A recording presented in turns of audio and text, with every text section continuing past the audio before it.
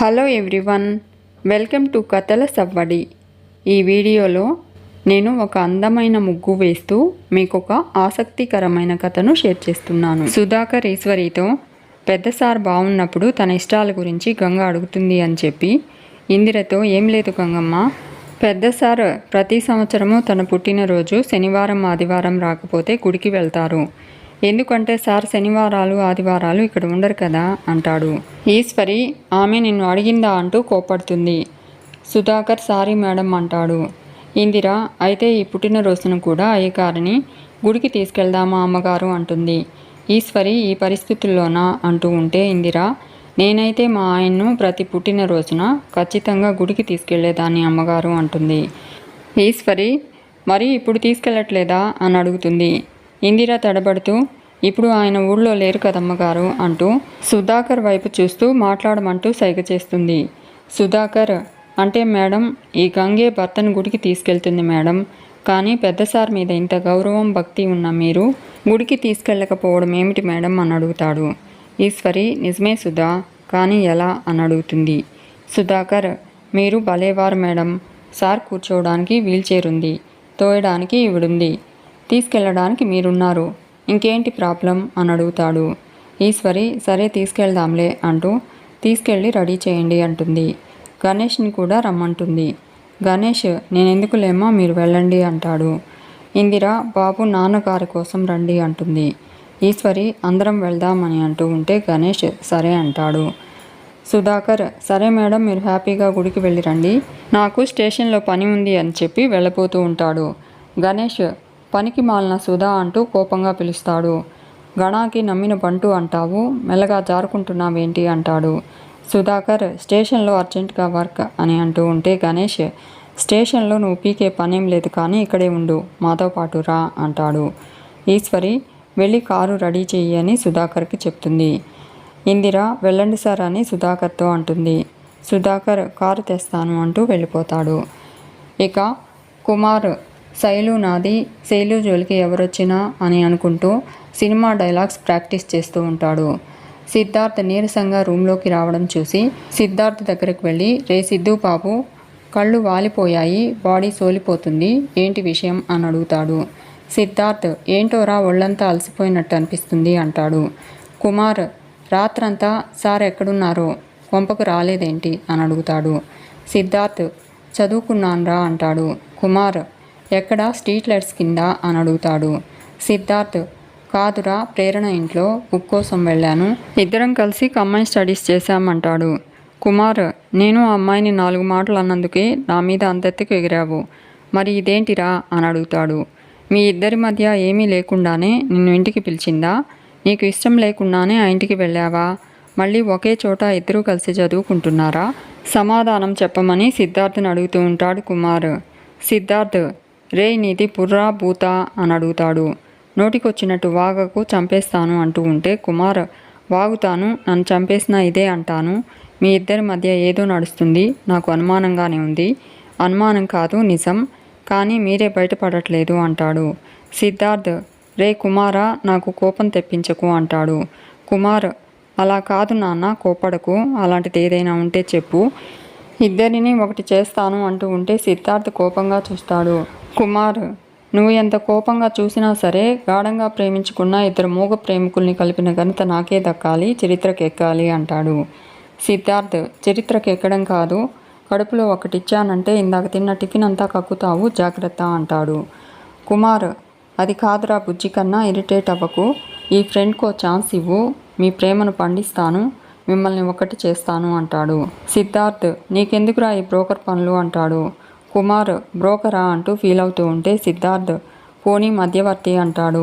కుమార్ ఫ్రెండ్నురా, ఇలా నేను నీకు హెల్ప్ చేయకూడదా, నా కోసం ఎంత చేశావు, నా వీడియోస్కి లైక్ కొట్టావు, నేను ఉప్మా చేస్తే అందులోకి జీడిపప్పు వేశావు అని అంటూ ఉంటే సిద్ధార్థ్ అయినా ఇంత సడన్గా నువ్వింత ఓవర్ చేస్తున్నావంటే ఏదో ఉందిరా అని అడుగుతాడు.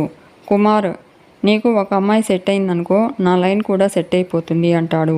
సిద్ధార్థ్ ఏమంటున్నావురా అని అడుగుతాడు. కుమార్ సిగ్గుపడుతూ తనకు శైలు అనే గర్ల్ ఫ్రెండ్ ఉందని చెప్పి చాలా రోజుల నుంచి తనతో లవ్లో ఉన్నాన్రా అంటాడు. సిద్ధార్థ్ కుమార్ని ఎగతాళి చేస్తూ ఎవడ్రా ఆ దురదృష్టవంతురాలు అని అడుగుతాడు. కుమార్, అంత చీప్గా తీసేయకురా, నీ అంత కాకపోయినా నేను కూడా రీల్స్ హీరోనే, బాగానే ఉంటాను కదా, నువ్వే నాకు హెల్ప్ చేయాలి ప్లీజ్ అంటాడు. సిద్ధార్థ్, నేనేం చేయగలనురా అంటాడు. కుమార్, శైలుకి నేనంటే ఇష్టం, కానీ పెళ్ళంటేనే భయపడుతుందిరా, నిన్ను తనకు పరిచయం చేస్తాను, తనకి ధైర్యం చెప్పి మా ఇద్దరిని కలపాలిరా అంటాడు. సిద్ధార్థ్, అలాంటివన్నీ నాకు పెట్టకు అంటాడు. ఆ రోజు వైజాగ్లో ప్రేమ పెళ్లి చేసినందుకే ఆ ప్రేరణ ఈ రోజుకి నన్ను విలన్లా చూస్తుంది, నా రుణం పెరిగిపోతుంది, తన కోపము పెరిగిపోతుంది అంటాడు.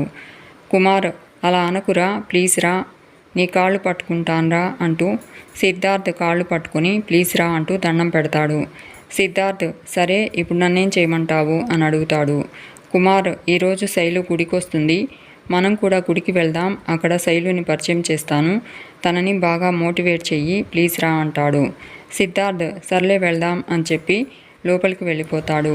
కుమార్ హ్యాపీగా ఫీల్ అవుతూ థ్యాంక్ యూ మేరా దోస్త్ అనుకుంటూ ఇక శైలు నాదే అని అనుకుంటాడు. ఇక ప్రేరణ ఐశ్వర్య ఆటోలో గుడికి వస్తారు.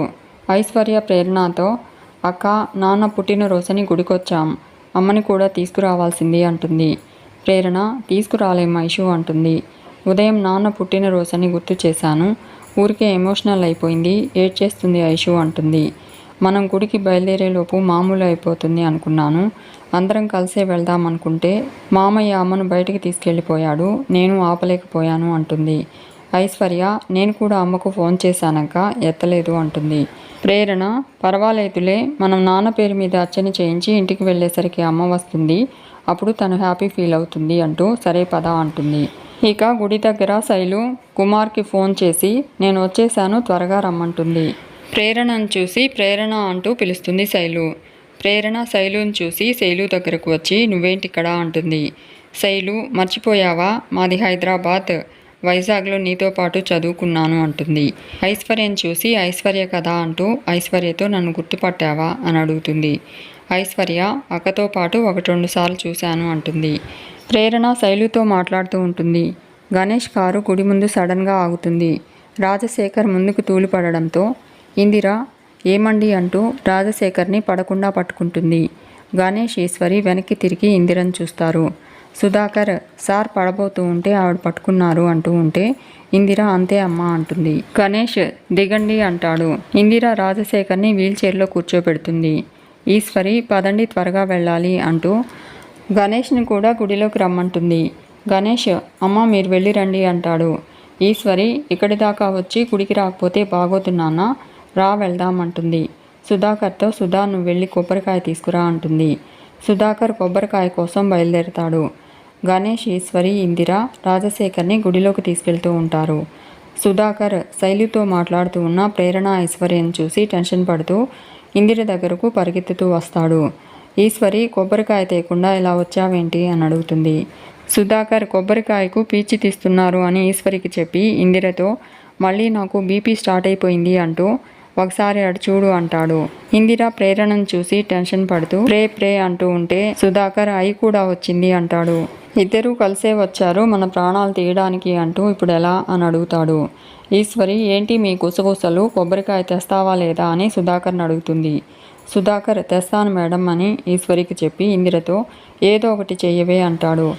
ఈశ్వరి ప్రేరణ ఉండే వైపు వెళ్ళిపోతూ ఉంటే ఇందిర గుడిలోకి వెళ్లే ముందు ప్రదక్షిణ చేయాలి మేడం అంటుంది.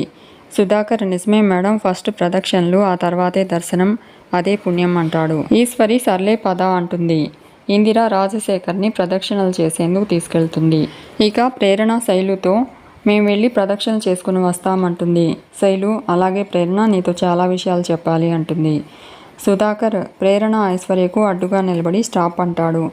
ఐశ్వర్య మామయ్య అంటూ ఉంటే సుధాకర్ మామయ్యే, మైక్ ఉంది కదా, మైక్లో చెప్తావా అంటాడు. ఐశ్వర్య నేను చెప్తాను అంటూ ఉంటే సుధాకర్ ఆపు అంటూ కోపడతాడు. ప్రేరణ ఏమైంది మామయ్య అని అడుగుతుంది. సుధాకర్ అదే నేను అడుగుతున్నాను, ఇక్కడికి ఎందుకు వచ్చారు అని అడుగుతాడు. ప్రేరణ ఐశ్వర్య నాన్న పుట్టినరోజు, అందుకే నాన్న పేరు మీద అర్చన చేయించడానికి వచ్చాము అంటారు.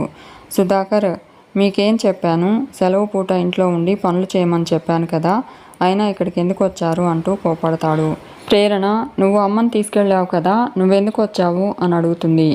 సుధాకర్ నేనేం అడుగుతున్నాను, మీరేం చెప్తున్నారు, అంటూ ఇందిర రాజశేఖర్ని తీసుకొస్తూ ఉండడం చూసి టెన్షన్ పడుతూ ఉంటాడు సుధాకర్. ప్రేరణ, ఐశ్వర్య ఎందుకంత టెన్షన్ పడుతున్నారు, గుడికి ఎందుకు వచ్చావు అని అడుగుతూ ఉంటారు. సుధాకర్, నా బీపీ షుగర్ మాత్రలకు తగ్గట్లేదు, అందుకే దేవుడికి దండం పెట్టుకుంటే అయినా గండం తప్పుతుందని వచ్చాను అంటూ ముందు మీరు వెళ్ళిపోండి అంటాడు. ఐశ్వర్య, మా నాన్న పేరు మీద అర్చన చేయించడానికి వచ్చాము అంటుంది. ప్రేరణ, ఐశ్వర్య ఇందిరను చూడకుండా ఉండేందుకు బయట గోపురం ఉంది, దండం పెట్టుకోండి అంటూ పక్కకు తీసుకుని వెళ్ళి అదిగో ఆ గోపురం చూడండి, దండం పెట్టుకోండి అంటాడు. సుధాకర్ దేవుడి పాట పాడుతూ ఉంటే ప్రేరణ, నీకేమైనా పిచ్చి పట్టిందా మామయ్య అని అడుగుతుంది.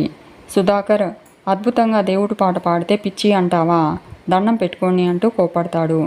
ఇందిర వెనక్కి తిరిగి ప్రేరణ, ఐశ్వర్యను చూసి దేవుడికి నమస్కారం చేసుకుని ప్రదక్షిణలు చేసేందుకు వెళ్ళిపోతుంది. ఇందిర వెళ్ళిపోవడం చూసి సుధాకర్ ప్రేరణ, ఐశ్వర్యతో ఈ గోపురానికి దండం పెట్టుకుంటే సరిపోతుంది, మీరు ఇంటికి వెళ్ళిపోండి అంటాడు. ప్రేరణ, ఐశ్వర్య సుధాకర్ చెప్తున్నా వినిపించుకోకుండా ప్రదక్షిణలు చేసేందుకు వెళ్ళిపోతారు. సుధాకర్ ఇందిర, ప్రేరణ, ఐశ్వర్యకు కనిపించకుండా ఉండేందుకు అడ్డుగా నిలబడుతూ తను కూడా ప్రదక్షిణలు చేస్తూ ఉంటాడు. ఇందిర రాజశేఖర్ని తీసుకుని దేవుడి దర్శనానికి వెళ్తుంది. ప్రేరణ, ఐశ్వర్య ప్రదక్షిణలు పూర్తి చేసుకుని దేవుడి దర్శనానికి వెళ్ళబోతూ ఉంటారు. సుధాకర్, మీరు 2 చేశారు, ఇంకొకటి చేయకపోతే పాపం తగులుతుంది అని చెప్పి మరో ప్రదక్షిణ చేసి రమ్మని అరుస్తూ ఉంటాడు. ప్రేరణ, మామయ్య ఎందుకు అరుస్తున్నావు అంటుంది. సుధాకర్, నాకున్న టెన్షన్కి ఎవరో ఒకరిని కరిచేసేలా ఉన్నాను అంటూ వెళ్ళి ఆ 3వ ప్రదక్షిణ చేసి రండి అంటూ కోపడతాడు. ప్రేరణ, పద ఐషు, అరిచి అరిచి కరిచేలా ఉన్నాడు అంటూ ఐశ్వర్యతో కలిసి ప్రదక్షిణ చేసేందుకు వెళ్ళిపోతుంది. సుధాకర్ కొబ్బరికాయ ఏది అనుకుంటూ ఇప్పుడు ఎలా అనుకుంటాడు. గుడిలోకి వెళ్తున్న ఒక ఆమెను ఆపి, ఈ ధ్వజస్తంభం చూశారా, ఒకసారి కళ్ళు మూసుకుని దండం పెడితే 5 జన్మల పాపం పోతుందంట, దండం పెట్టుకోండి అంటాడు. ఆమె కళ్ళు మూసుకోగానే ఆమె చేతిలో ఉన్న కొబ్బరికాయను ఆమెకు తెలియకుండా తీసుకుని ఈశ్వరి దగ్గరకు వస్తాడు సుధాకర్. ఈశ్వరి, ఎక్కడికి వెళ్ళావు సుధా, కొబ్బరికాయ ఏది అని అడుగుతుంది. సుధాకర్ ఈశ్వరికి కొబ్బరికాయ ఇచ్చి టెన్షన్ పడుతూ ఉంటాడు. గణేష్, ఏంటి సుధా మొహంలో టెన్షన్ కనపడుతుంది అంటాడు. సుధాకర్, అసలు టెన్షనే లేనోడిని సార్ నేను అంటాడు. ఇందిర సుధాకర్ని చూసి ప్రేరణ, ఐశ్వర్యను పంపించేశావా అని అడుగుతుంది. సుధాకర్, వెళ్ళిపోయే రకాల వాళ్ళు అంటాడు. ఇందిర, నువ్వు చెప్పినా వినలేదా అని అడుగుతుంది. సుధాకర్, వాళ్ళు ఎవరు కూతుళ్ళే, నీ కూతుళ్ళు అంటాడు. సుధాకర్ ప్రేరణ, ఐశ్వర్యను చూసి ఇందిరతో, అక్క నువ్వు జాగ్రత్తగా ఉండవే, కుంపలు అంటుకుపోతాయి అంటాడు. ఇందిర చీరతో ఫేస్ కవర్ చేసుకుంటుంది. సుధాకర్, దేవుడా నువ్వే కాపాడాలి, ఇప్పుడు ఎవరికి ఏమవుతారో ఎవరికీ తెలియకూడదు తండ్రి అని అనుకుంటాడు. గణేష్ ప్రేరణను సీరియస్గా చూస్తూ ఉంటాడు.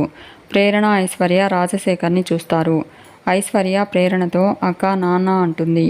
గణేష్, వెళ్ళిపోదాం పదమ్మా అంటూ ఉంటే ఈశ్వరి, ఎక్కడికి రా వెళ్ళేది, మనం ఎందుకు వెళ్ళాలి అంటుంది. ఐశ్వర్య ప్రేరణతో అక్క, నాన్న దగ్గరకు వెళ్ళాలనుందక్క అంటుంది. ప్రేరణ రాజశేఖర్ని చూస్తూ ఉంటుంది. గణేష్, ఈశ్వరి ప్రేరణ, ఐశ్వర్యను కోపంగా చూస్తూ ఉంటారు. మీకు ఈ వీడియో నచ్చితే లైక్ చేయండి, షేర్ చేయండి, తప్పకుండా సబ్స్క్రైబ్ చేసుకోండి. Thanks for watching.